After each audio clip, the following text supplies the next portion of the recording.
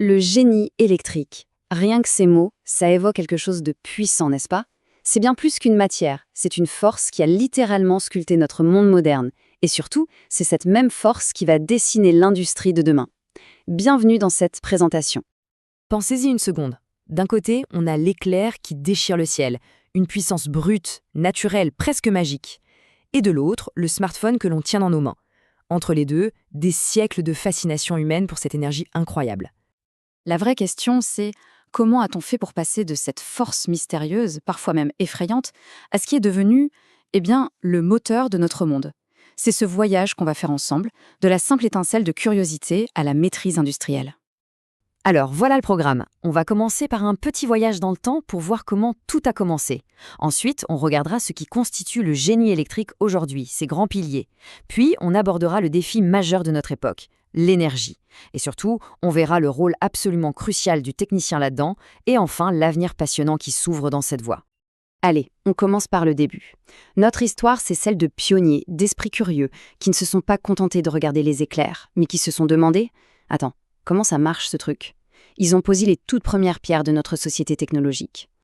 Et il faut bien se rendre compte que ça ne s'est pas fait en un jour, loin de là. C'est une histoire de patience. Regardez, en 1600, William Gilbert fait une première description. Super. Mais il faut attendre plus d'un siècle pour que Stephen Gray comprenne la conduction. Et encore un siècle pour la première application commerciale, le télégraphe, en 1837.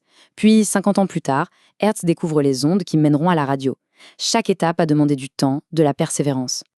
Et attention, on ne parle pas de petits gadgets. C'était une véritable révolution. Tenez, cette anecdote est incroyable. En 1845, un meurtrier prend un train, persuadé de s'échapper. Sauf que sa description est envoyée avant lui par télégraphe. À son arrivée, la police l'attendait tranquillement. L'électricité changeait déjà le monde, de manière très concrète. Et puis arrive un moment clé, une véritable bataille de géants, la fameuse guerre des courants. D'un côté, le grand Thomas Edison, qui mise tout sur le courant continu. Problème, c'est pas terrible pour le transport sur de longues distances. De l'autre, le génial Nikola Tesla, soutenu par Westinghouse, avec son courant alternatif beaucoup plus efficace. Et malgré une sacrée campagne de dénigrement de la part d'Edison, c'est bien l'alternative qui a gagné. C'est d'ailleurs toujours le standard qu'on utilise partout dans le monde aujourd'hui. Bon, assez parlé d'histoire, aussi passionnante soit-elle, revenons à aujourd'hui. Parce que le génie électrique, ce n'est plus juste une affaire de pionniers, c'est devenu un domaine immense, un pilier fondamental de toute l'industrie moderne. Pour bien comprendre le génie électrique moderne, il faut le voir comme un grand édifice reposant sur plusieurs piliers. On a l'électronique, le monde de l'infiniment petit, l'électrotechnique, qui gère la puissance, les grosses machines, l'automatique et l'informatique industrielle, qui sont en quelque sorte le cerveau des systèmes, et enfin les télécommunications, qui permettent à tout ce monde de communiquer. Et le plus important, c'est que tous ces domaines sont liés.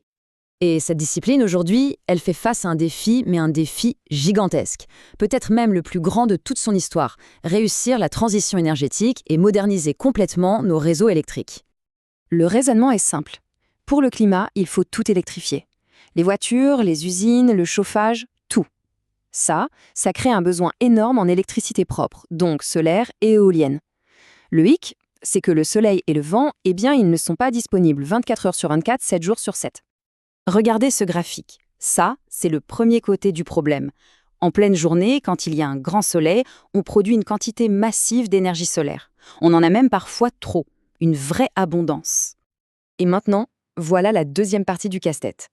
Le soir, quand tout le monde rentre à la maison et allume ses appareils, c'est là qu'on a le pic de consommation. Et pile à ce moment-là, la production solaire, elle, est à zéro. Vous voyez le décalage? C'est le cœur du problème.